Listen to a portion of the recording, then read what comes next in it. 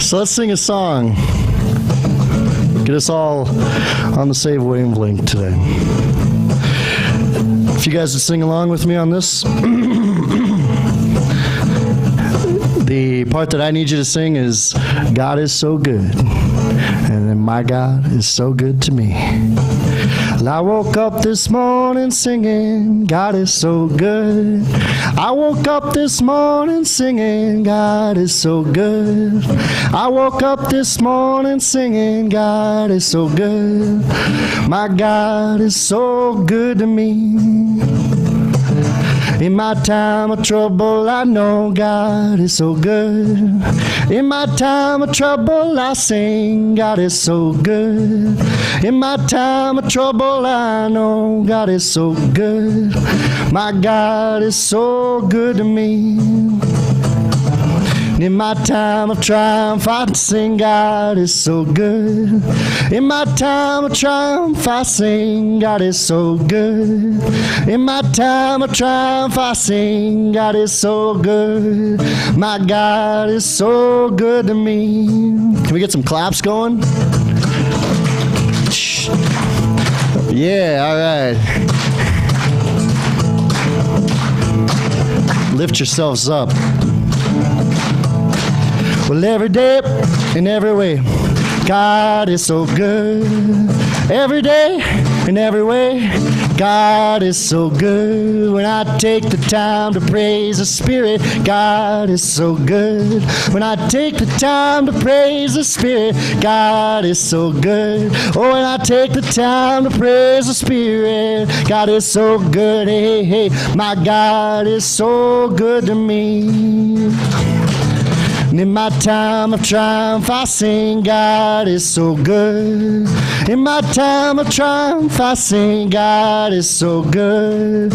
In my time of triumph, I know God is so good. Hey, hey, hey, my God, so good to me. Even in the evening, God is so good. Even in the evening, I know God is so good. Oh, when I go to bed, I'm singing, God is so good. Hey, hey, hey, my God, so good to me. Here we go. Every day and every way, God is so good. Every day and every way, God is so good. Oh, and I take the time to praise the Spirit. Yeah, when I take the time to praise the Spirit. Take the time to praise the Spirit. Hey, hey, hey, my God is so good to me. Let's do that ending here. My God is so again. My God is so good to me. Yeah, we'll go with that. Yeah. So let's repeat our mission statement together. To awaken, acknowledge, and nurture the divine in everyone.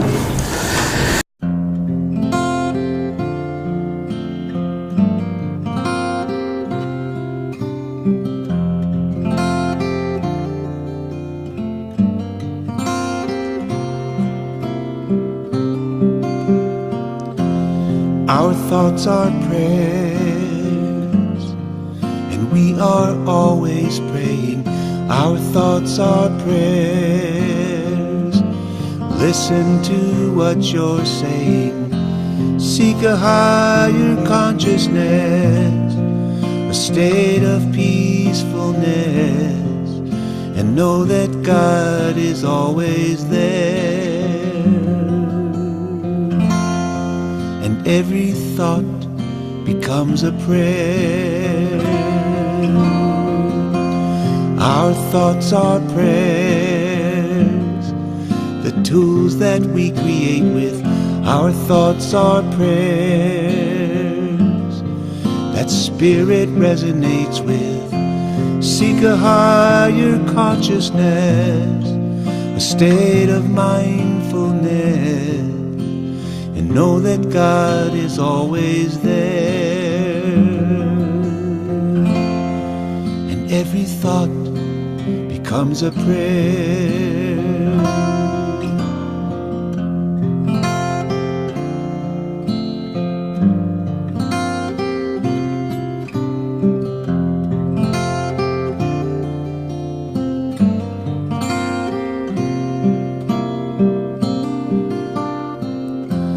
Our thoughts are prayers, and we are always praying. Our thoughts are prayers. Listen to what you're saying. Seek a higher consciousness, a state of peacefulness, and know that God is always there. And every thought becomes a prayer.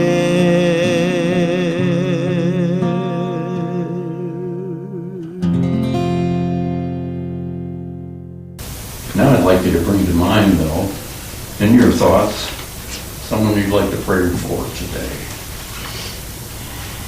And if you're comfortable, as you think about these people, and realize that every thought we bring to them of them is a prayer, you may say their names out loud as we place them in our sacred circle. Shirley, Richard,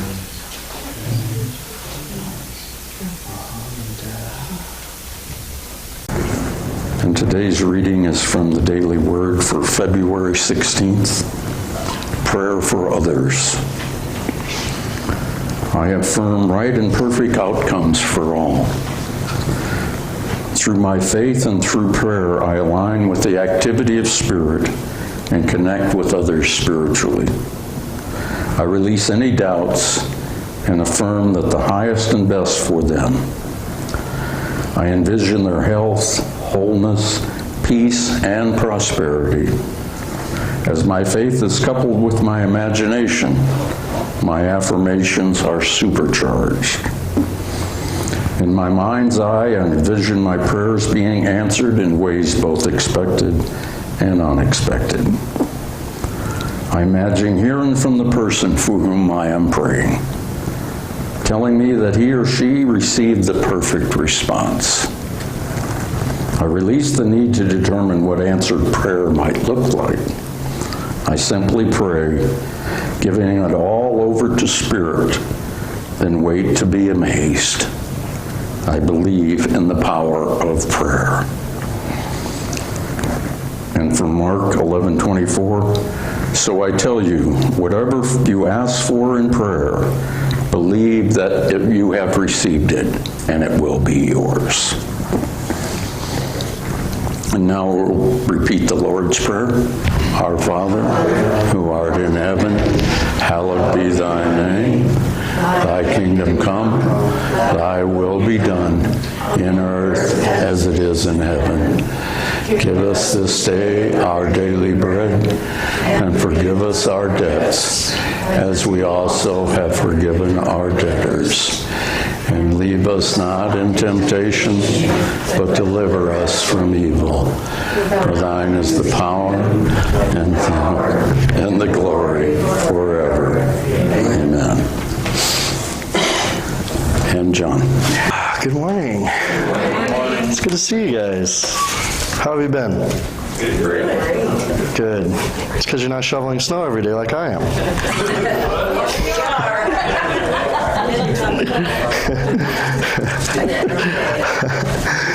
Oh, God, it's a blessing. It fills up the lake and fills up the valley, and it feeds the spring that's coming, and it gives us something to play with in the meantime.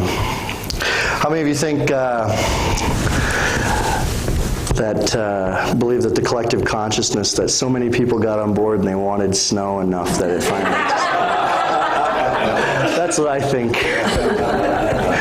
There's enough people collectively meditating on that it happened, and we are abundant. So my name is John Eldridge, music minister up at the Lake, as Rick introduced me. I'm also a Unity minister in training. I'm taking my Unity coursework. I'm actually taking a break this term, but get back into the swing of things here in the spring. I've learned a lot in that endeavor. And this is what I love to do. I love to talk about life and spirituality and God, and I love to celebrate life. So this is my passion. Music is my passion too. So what I'd like to talk to you about today is something that you may or may not have experience with. And it's about dealing with. It's about your place in the world and how you interact with everyone. Because it's kind of tough sometimes, huh? I know I find it tough sometimes. It's something that I've learned to do in my spiritual path, my work, is to upgrade my contracts. With every person that we meet and every person that we have a relationship with, we have these, like invisible contracts. Some may be subconscious, some may be conscious to us.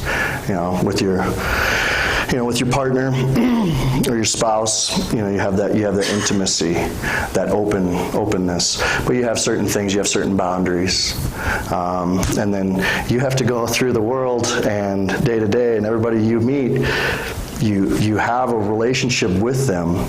They being your teacher, they being your mirror for you, and it's a lot. It's a lot to take on. So what I'm going to teach you today is how to go within, come out, go to the silence, as Charles Fillmore referred to it as, and then we're going to do some co-creating. We're going to do some visioning. We're going to update our own contracts, upgrade our own contracts, because it just refreshes everything. It's like wiping out all the information on your computer and starting fresh. And it really helps go through the day. So the first thing I'd like to talk about is, it kind of comes down to a belief system. How many of you have a belief system? How many of you remember the time before you had a belief system? Yeah, I was 28 before I actually developed a belief. I actually learned a belief system that I could wholeheartedly get behind. That's when I found oneness. That's when I found. I realized what belief was to each and every person. I realized that I was part of the whole, and that everything that I did, everything that I spoke, everything that I thought. Our thoughts are prayers, our thoughts are energy, our thoughts are vibration. And we're putting out this vibration every day. So what I'm going to show you today is upgrading your contracts with all the people in your world, subconsciously and consciously, and with yourself. It just kind of helps you to stay clear so that you can stay in the moment, so that you can be aware of your ego and say, oh, that talk inside my head, that's not really me, that's my ego. And that's okay. It's there for a reason, but we don't have to be at the mercy of it. So I was 28 when I discovered my own belief system, and I was miserable. I'd suffered for a long time, and I realized that I just needed to change. So I sold everything I owned, and I had everything that I owned in my backpack, and I went to New Zealand, and I was there for 3 months, living in the moment, and I was meditating the entire time. I was focused upon these things. What is my belief system? What can I believe in that is more than me? Because up to that point, it was my ego that was in control. And I believed in myself. I believed in my own capabilities. But what I realized is that's not really enough. That's not enough to keep my reservoir full. And, life throws things at you, and we attract certain situations, certain people, certain experiences. And I suffered with depression quite a bit in my 20s, up until that time. And I didn't have that higher power belief system. And it came to me, and I realized that I was a cell in the large organism that is everything. And that we're all working together and we're all affecting each other. And it's a really beautiful thing.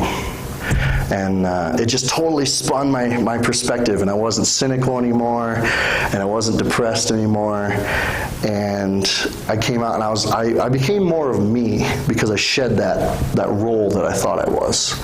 You know, I was a young guy, and I'm still kind of young, but not as young as I was. I tell everybody emotionally I'm like 72 years old because I feel that way sometimes.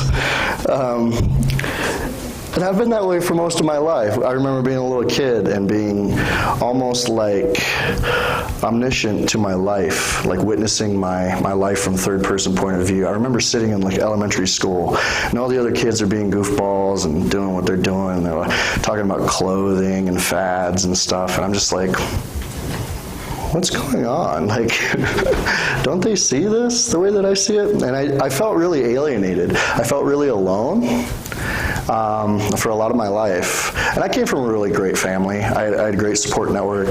But that internal belief system that I brought to my heart, and that perspective changed everything. And I'm sure that you can think back to when you came upon the belief system that you have now. I'm sure you can remember the time before and how different that is, how much contrast that was.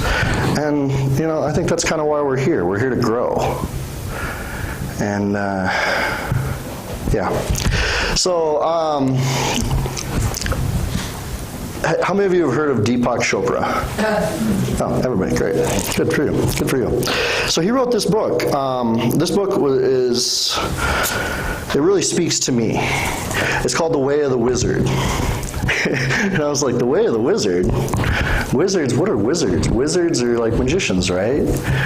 And he was really creative with this, because what he realized and what he teaches is that wizards, we can all be wizards, and we should strive to be wizards, because wizards were ultimately alchemists. Alchemists turned base metals into gold. And what he's saying in becoming a wizard is turn yourself into gold. Turn everyone you meet into gold. And that's the trick.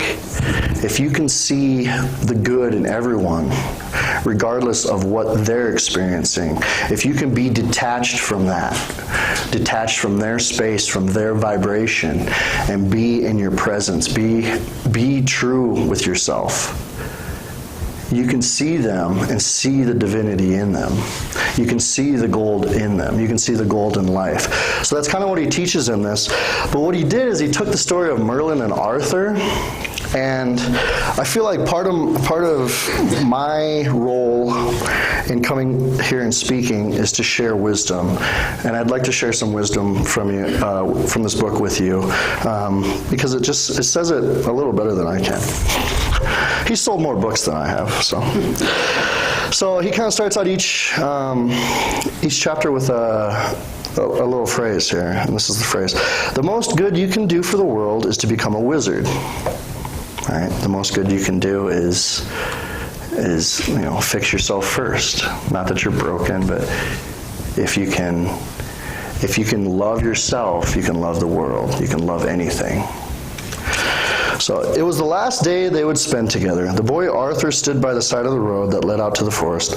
Looking over his shoulder, he searched for Merlin's glade, but it was no longer there. A thick patch of woods had grown overnight, swallowing up the glade, and with it the opening to the crystal cave. Arthur felt a pang, knowing that his loss would be felt by all mortals, not just himself. I won't be coming back, will I? He asked. Merlin, who was standing by his side, shook his head. No need to. You are done with me. I doubt that I'll ever be done with you, Arthur thought. It seemed that even after all the years of training, there was more left to ask his teacher than the day they began. Reading his mind, the wizard said, I wanted to give you a parting gift, and I could think of nothing better than this. He pointed to the road beneath their feet, which had also appeared overnight. Roads are the sign of the wizard. Or did you know that? No, Arthur said. Then remember what I say. A wizard is one who teaches by walking away, and when you can walk away yourself, you will be a wizard. Although you may fancy that you own a part of this earth, in fact, you only walk it. In spirit, you are the dust on the road, the restlessness in the wind. You mortals build homes to protect yourselves from the world. To a wizard, home is the moment, and moments are always moving. On the road of time, Arthur said, finishing the sentence for him. He knew much of what Merlin had to teach. Yes, Merlin agreed. They both fell silent. The boy glanced out of the corner of his eye to see if Merlin was saddened, or at least bemused, by their parting. He was neither. I see you don't quite believe me, Merlin said, but walking away from me is really the greatest gift I can bestow upon you. And with that, the boy's unwilling feet started to move. There was a bend in the road 100 yards away, and every step Arthur took toward it seemed to change him a little.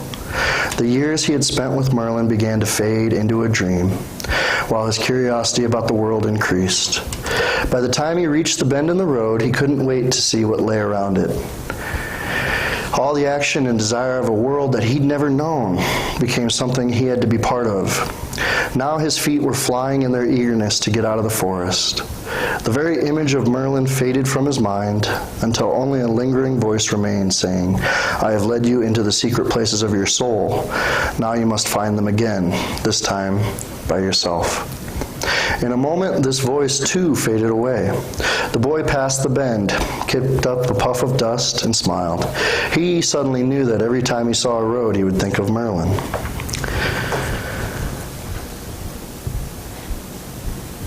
So that's his little excerpt. He goes through the entire book, and he sets up these scenes with Merlin teaching Arthur, from becoming a boy, becoming a man. Ignorance becoming wisdom. And then he has a little title and section entitled Understanding the Lesson. And he kind of breaks it down for us. Walking a road is a sign of detachment. Wizards teach that in detachment lies true freedom. A free person lives in spirit, just as a wizard does, and is able to do far more good that can never be done outside of spirit. This viewpoint isn't yet acceptable in society, because you and I and everyone we know have been conditioned to believe otherwise. We are attached to everything and believe that our attachment is what makes our lives work. So he talks about detachment in a way that I can really relate to. One of my gifts has been I've been able to be emotionally unattached to things. I can walk away from situations. I can walk away from, energies that I don't feel good around, situations I don't feel good around, relationships I don't feel good around. But what I realized after, and I used to do this all the time, but you can't run away from your life, right? So in leaving and going on my backpacking trip, going on my walkabout, I was doing that literally, but I was also doing that spiritually. But what I realized is that I didn't need to leave to find myself. I was always there. Hi, welcome.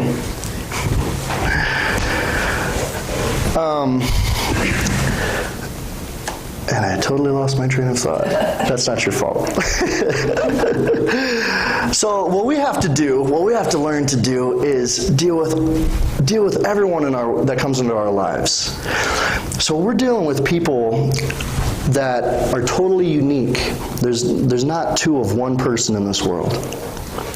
There's not two of you. You are totally unique.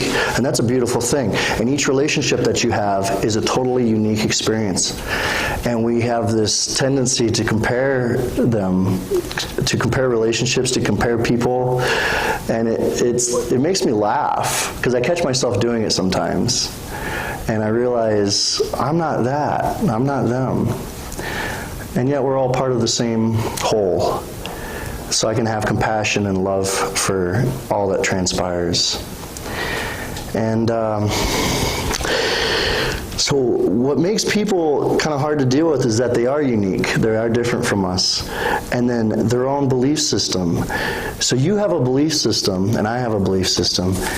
And we're walking around in a world where most people don't know what their belief system is. They might not have one. So their ego's driving the boat, and they're just crashing over the waves and dealing with life, and they're living under this facade, this role that they have come to be comfortable with and how they see themselves. So we're dealing with that. And we're also dealing with people that have a belief system that may not reflect our own, and that's okay.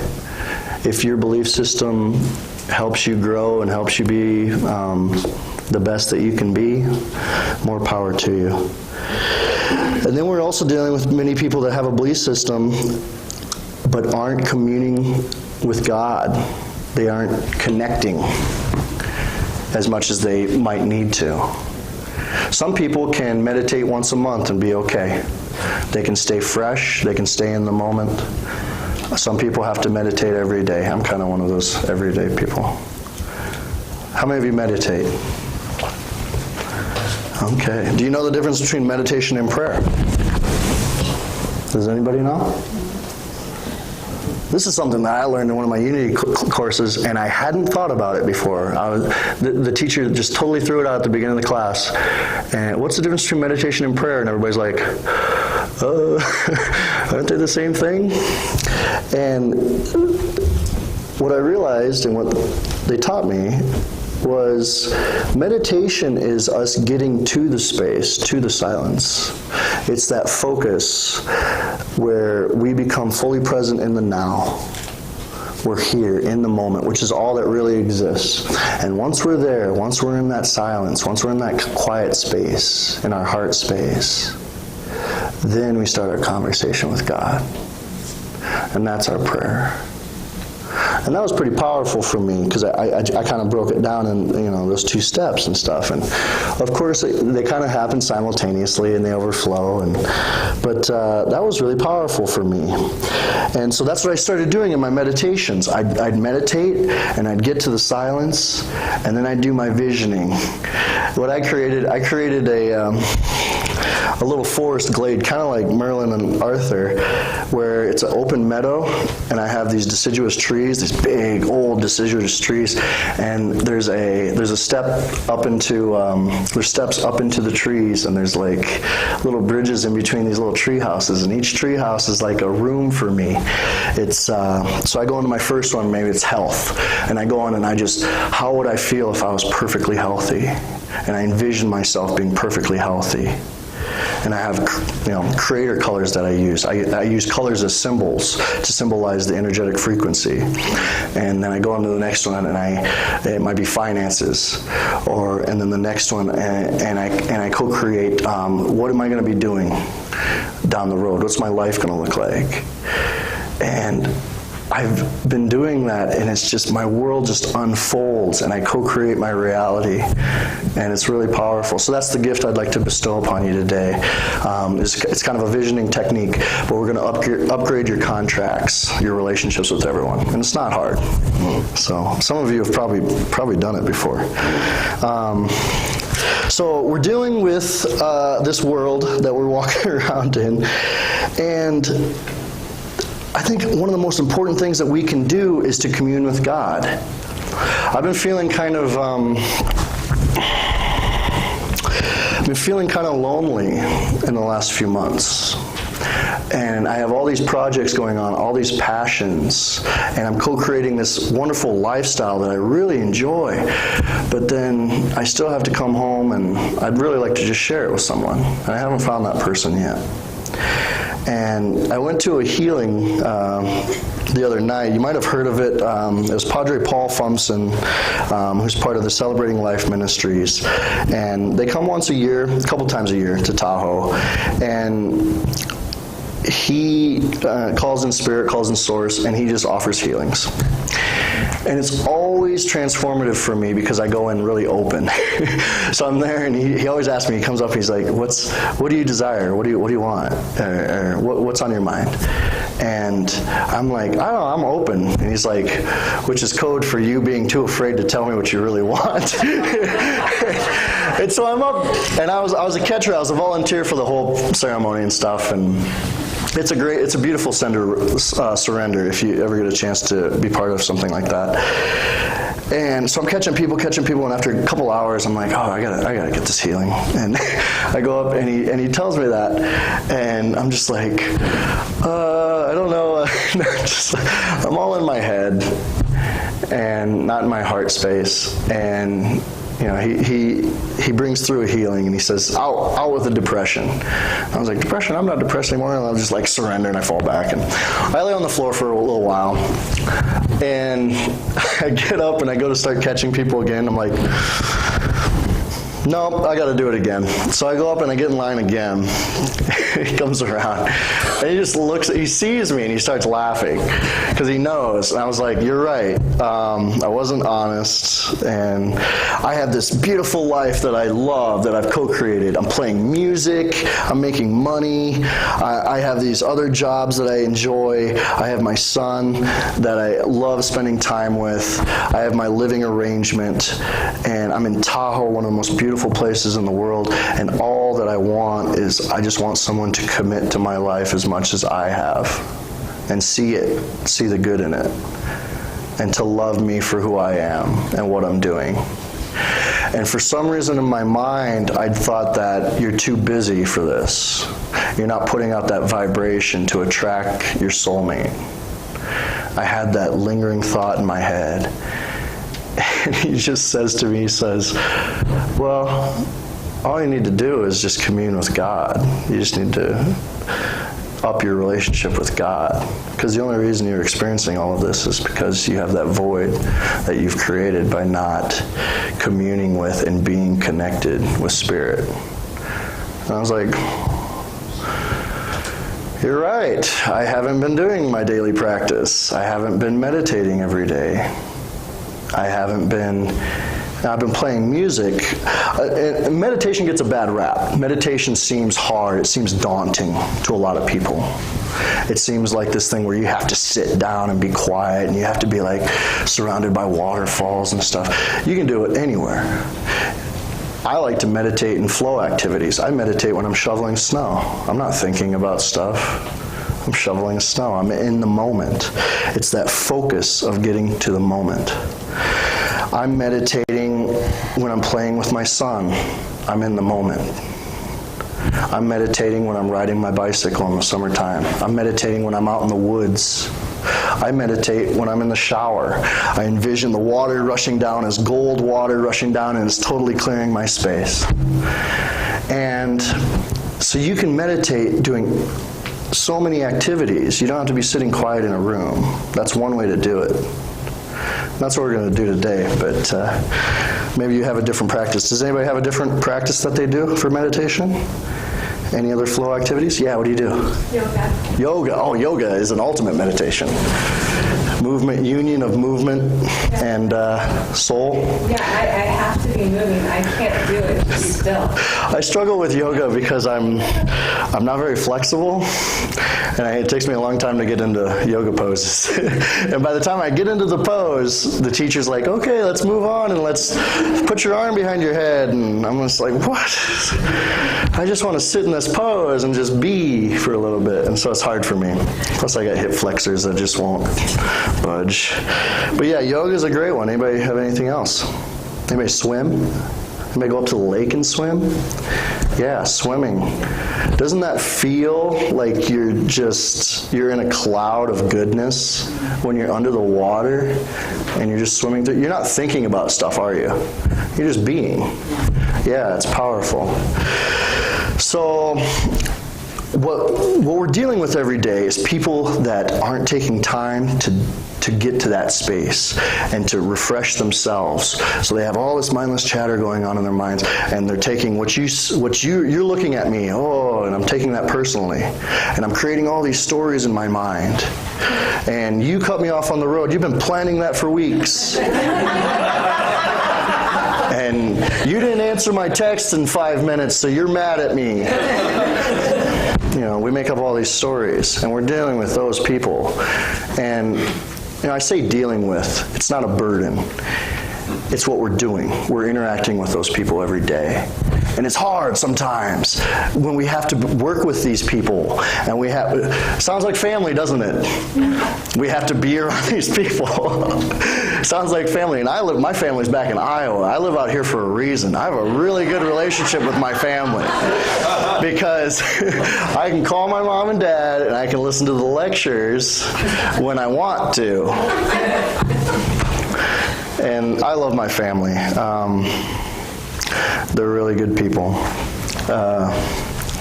But yeah, we have to do what's best for us so that we can be that gold, we can be that wizard, and we can change the world for the better.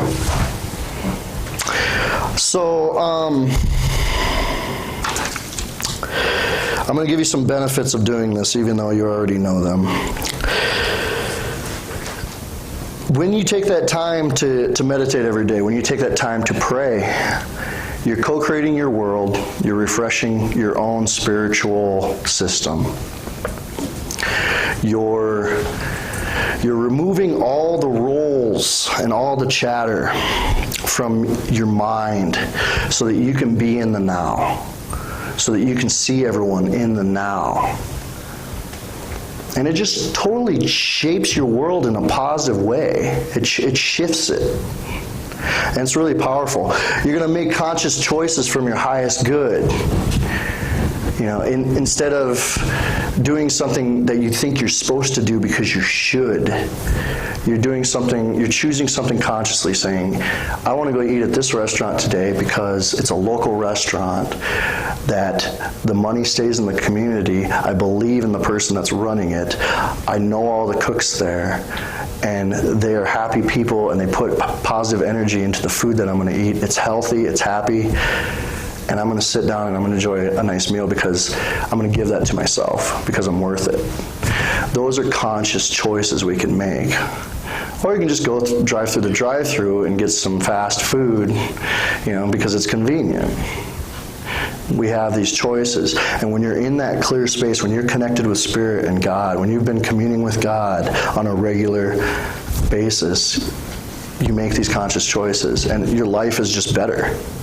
And you realize, and you let go of your attachments. I was trying to set up a concert at Union at the Lake, and I've been trying for a couple months, and it just wasn't happening as fast as I thought it should happen. So I started to try to control the situation. I'm like harassing the board members. I'm like, I want this concert to happen. And it wasn't happening, and then finally they're just like, February 15th, you want to do that date? And I'm like, yeah, fine, let's do it then. And I'm like reaching out to all these other musicians I want to play with, these guys I play with regularly, and they couldn't do it. They couldn't do it. And I looked at the calendar, and there was like a healing retreat that week. There was another private concert that week. It was Valentine's Day the day before. It was the Friday of Valentine's Day weekend. And there's a blizzard coming. And I was just like, and I meditated. I was just so frustrated with it. And I meditated on it. And I came out clear, and I just saw it. I was like, this isn't supposed to happen right now. I'm trying to control a situation that doesn't need to be controlled. I need to just give this to God. So I did. I emailed the board members and everybody. I was like, we're going to postpone the concert to a later date. It doesn't feel like it's aligned right now. I can't make it happen right now. And everybody's like, yeah, good choice, good job. So it's going to happen down the road. But I just gave up. I surrendered. I gave it to God, and it's going to come out beautifully. You're making conscious choices when you meditate and when you co-create your reality. You're going to be aware of your ego mind. This chatter is going to come in, and it's going to say, you should be doing this, or you're not good enough, or watch out for that person, they're out to get you, or call mom back or she's going to get upset. And you're being aware of that, and you can just say, oh, that's just my ego. That's my ego helping me survive. That's what its prime directive is. Its prime directive is to keep me safe. It's supposed to see fear. It's supposed to see trouble. That's what it does. It communicates that to us all the time. It creates trouble in our minds through stories. It's up to us whether we believe it or not, or whether we're aware of it. That's huge. And then at the end of the day, you're going to shine bright, and you're going to attract others to you that are clear beings, that are conscious beings. There's a reason we're all here collectively today. You all chose to be here because you like to be around her vibration. I am attracted to this place because every time I come here, it's a happy space. You got yellow walls, you got lights, you got blue chairs, you got beautiful smiling faces. You guys are happy people because you have a belief system and you commune with God every day or every chance you can. That's important. So let's do it. I'm going to play a song and we're going to get to the space, right? We're going to meditate. In the song, you don't have to listen to the words. There's not a lot of words, but what I'd like you to do is just sink into that silent space and just get comfortable and just be in the moment. If thoughts come up, just say, hi, and just let them go. And try to get yourself to that quiet, comfortable space. And then when the song is over, we'll do the co-creating visioning, the meditation of creating our relationships with the world. And this is going to be amazing for you. Maybe one person is going to stick out. Maybe we're going to be doing this technique, and one contract's going to come, and it's going to be like, a coworker or family or someone you maybe haven't talked to in years. And they're going to reach out to you, or somehow they're going to come up in your life, or they're going to forgive you, or you're going to forgive them, or a conversation's going to happen to put you back together, or maybe not. People come into our lives all the time to teach us something. It's our job to understand the message, to see the message, and then not get attached to, they're my teacher, they need to be in my life all the time. Some people that's healthy with, some people it's not. I've had some of the best moments with people in a restaurant, just having a conversation, because I'm an outspoken person and I'm an extrovert, and I'll talk to anybody. I've had nice moments, but I'm not going to go home with them and start hanging out with them all the time. It was in the moment timing. It was divine. So let's play a song. I need to be done talking because I tend to ramble because I love it. So I'm going to play a song for you. Just get comfortable. Maybe can we dim the lights maybe a little bit and just kind of get into a sacred space in here?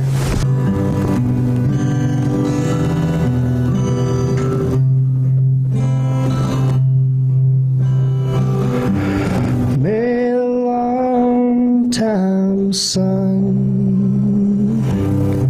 shine upon you, all love surround you, and the pure light within you,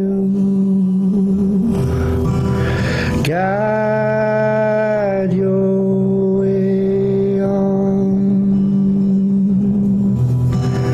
Guide your way on.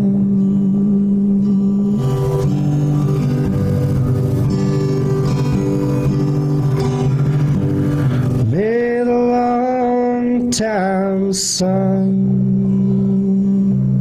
shine upon you.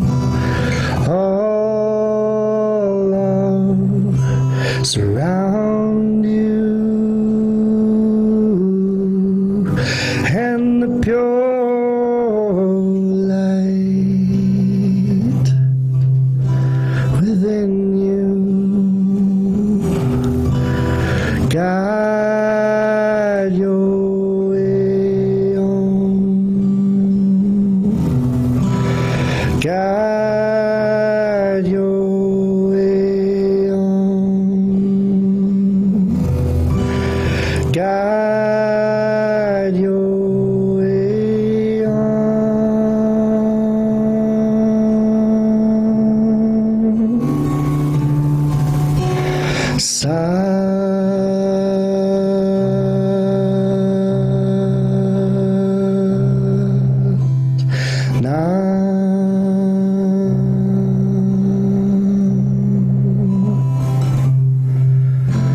Sat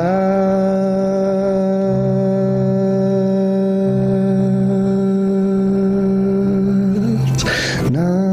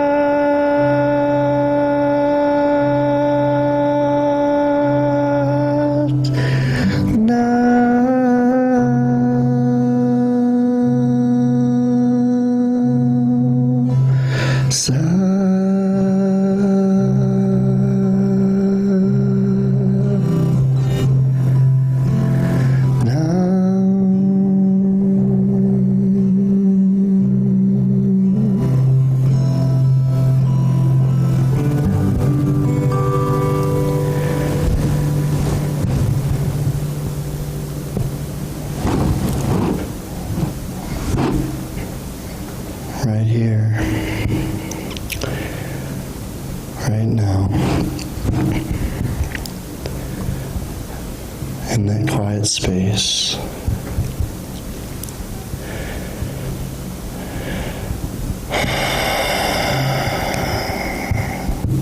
Just breathing in self-love.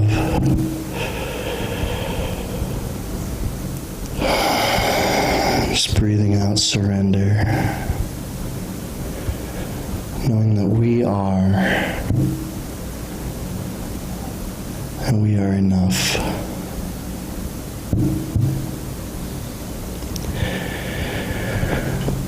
Imagine yourself in a space, maybe an open meadow. The grasses are long, the sky is blue, the clouds are passing overhead softly and silently. The breeze is ruffling the grasses around you, and you're just sitting in the warmth of the sun. Maybe there's a stream nearby. Maybe there's birds chirping. And it feels so nice, so comfortable, so warm. And you are whole, you are connected with everything. There's no doubts in your mind that you are, and that you are part of everything.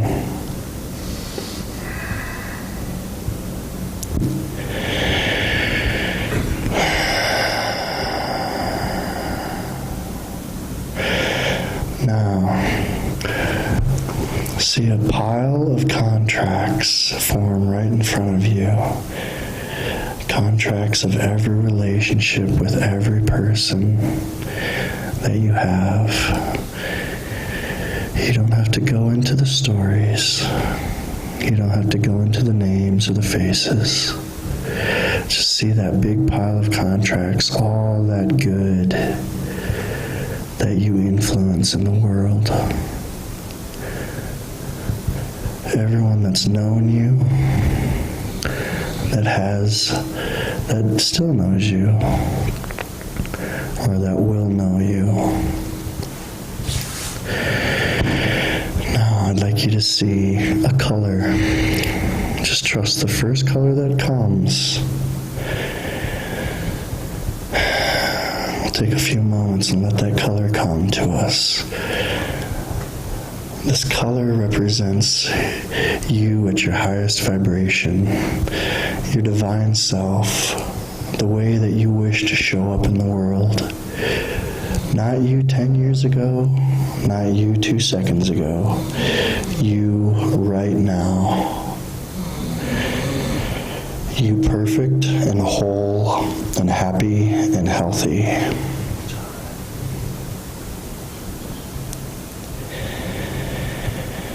When you have that color, I'd like you to shine it down on all those contracts, on that pile of relationships that you have, those agreements that you have with all the beings in your world.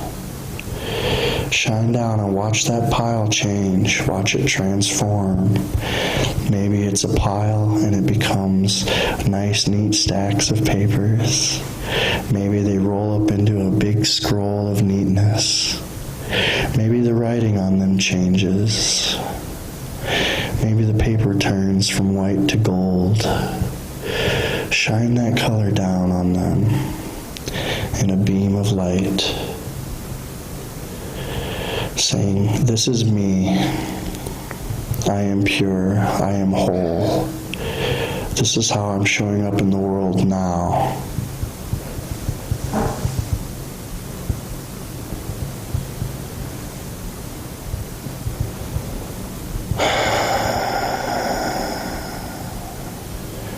Just tap into that feeling. How does that feel? Hold that feeling in your mind. Maybe it feels secure. Maybe it feels empowering. Maybe it feels refreshing. Maybe you feel new.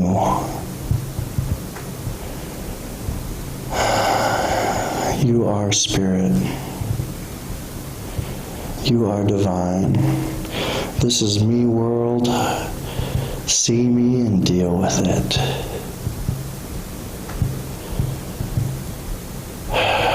And that is good.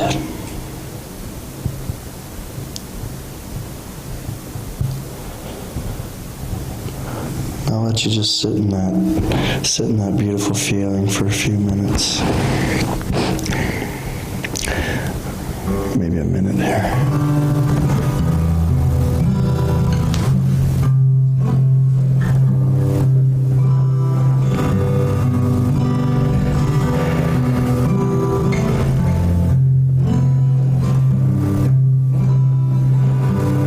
May the long time sun shine upon you. All love surround you, and the pure light within you guide your way on. Guide your way on. Guide your way on.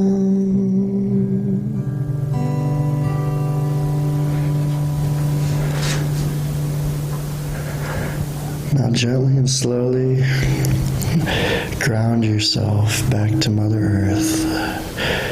Envision a cord going to the center crystal of the earth, wrapping around that crystal 3 times, once for you, once for your spirit, and once for God. And know that you are connected. Feel your feet firmly on the floor. Feel your toes within your shoes. Feel your fingers, feel your hands.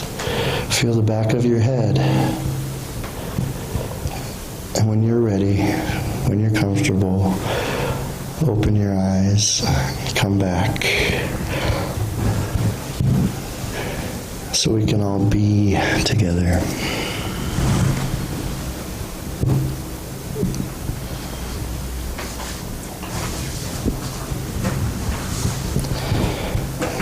Thank you. Thank you.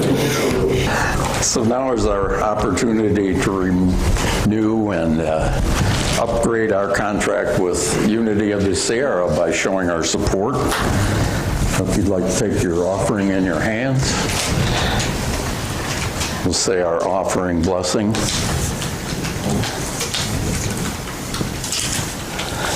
Divine love, flowing as me, blesses and multiplies all that I am, all that I have, all that I give, and all that I receive, and I am grateful. And if you'll join me in blessing these gifts. We thank you, Creator, for these gifts to Unity of this area. Please help us to wisely use them. And we thank you for all the generous givers. May we bless them as we bless ourselves. Amen.